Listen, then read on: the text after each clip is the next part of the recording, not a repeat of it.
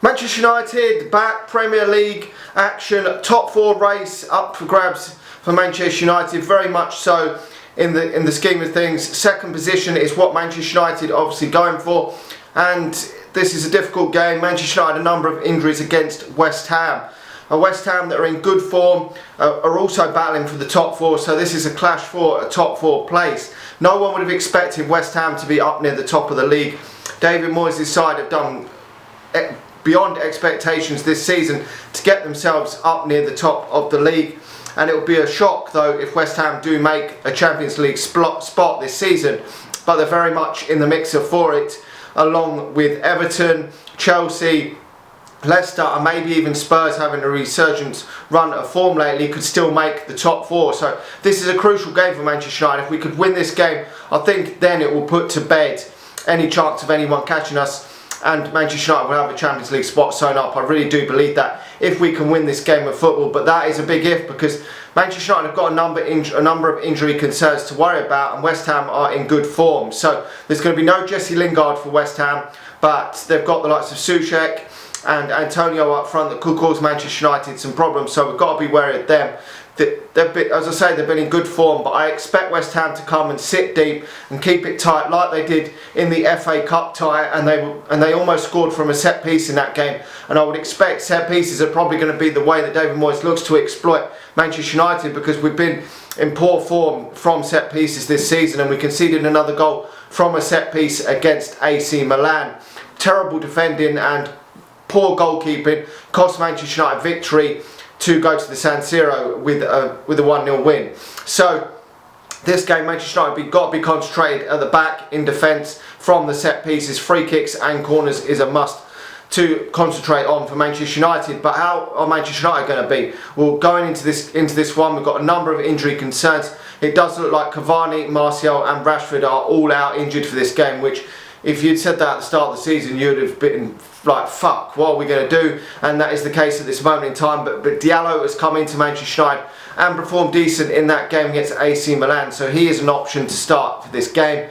But it is a job, a task for Manchester United for him as well. He's a young guy, just come in, he's barely played for Atalanta either, so it's a lot on his shoulders to come in and expect him to perform well in the Premier League. But I wouldn't expect too many changes at the back. Henderson will again feature in goal. The back four is going to obviously be Wan-Bissaka, Shaw, Lindelof and Maguire. Pretty much the main go-to back four for Solskjaer this season. It's going to be Fred and McTominay in midfield. I just can't wait for Pogba to be back, because that just needs to be upgraded, that midfield of Scott McTominay and Fred. Someone else has got to come in there in these types of games and take the initiative, be a bit more creative, because there isn't really enough creativity in that midfield too. Fred is very basic.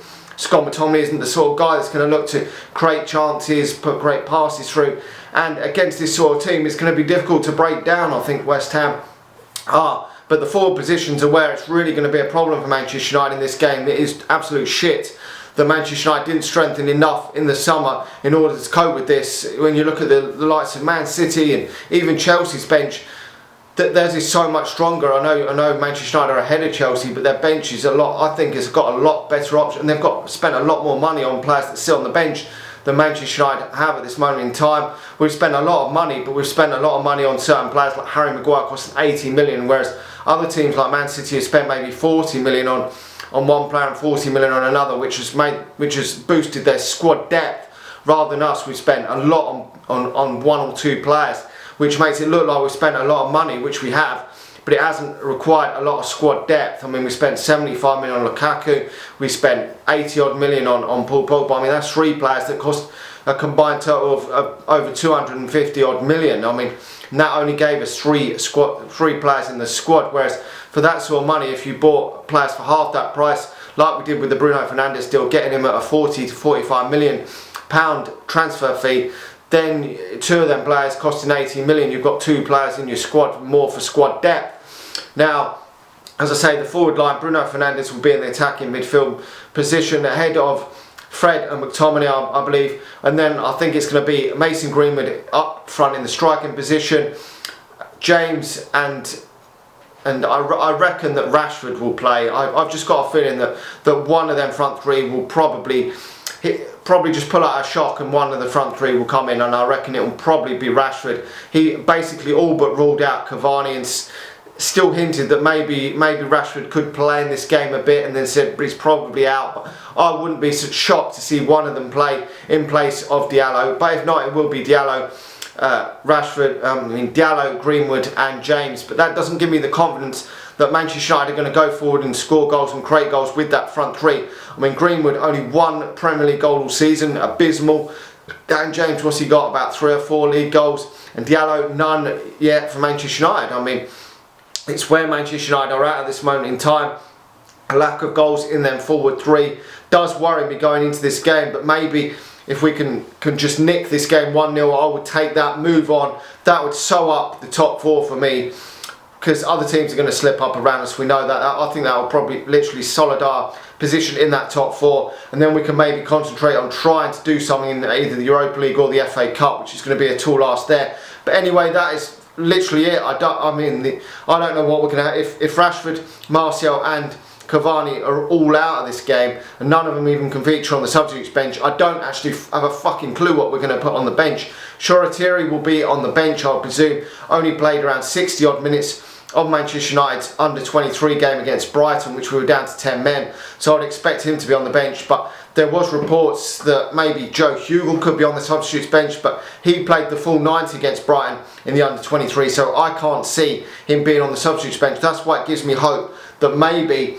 Solskjaer thinks that maybe Cavani or Rashford or Martial could maybe at least have an appearance on the substitutes bench, because if they're not on the bench, that gives Manchester United with hardly any options on the bench. So imagine Greenwood or Diallo got injured in this game, we would be fucked. We wouldn't. If Greenwood got injured, we wouldn't have no centre forward, because I don't know what Diallo would be like in playing in that false 9, or Dan James playing the false 9. I don't know. To be honest, it would be a real shit thing. So personally, I would just throw Joe Hugel or someone on the substitutes bench, but I don't think he will, because he played the full game on Friday night Friday afternoon, against Brighton's under-23s, and if there was any inkling that he was going to be in the squad for this game, I think he would have only played around 50 to 60 minutes. Although there is still a day gap, and he could still just be on the bench and get a 5-minute cameo. That is still a possibility, but I don't think it will happen. Anyway, let me know your thoughts in the comment section below. I'm going for a 1-1 draw in this game. I think it's just going to be too hard for Manchester United to get the victory, to score enough goals to get victory in this game with the amount of injuries that we've got. But the main thing for Manchester United with the amount of injuries, and if there is too many problems for this game, is to not lose this game of football, because West Ham, if they win this game and their game in hand, I think they'll go level on points with us, and we can't afford that. So worst case scenario is don't lose this game of football. We are ahead of West Ham in the table, so not losing this game of football will at least mean that the gap stays the same. And at this moment in time, with the injuries and the problems that we've got, I would just be happy just to get in that Champions League spot and just close it out and just move on to the summer and move forward to the next season. Anyway, let me know your thoughts in the comment section below. Like the video, subscribe to the channel if you're new, and share the video if you're watching this on Facebook, and I'll talk to you all again soon. See ya.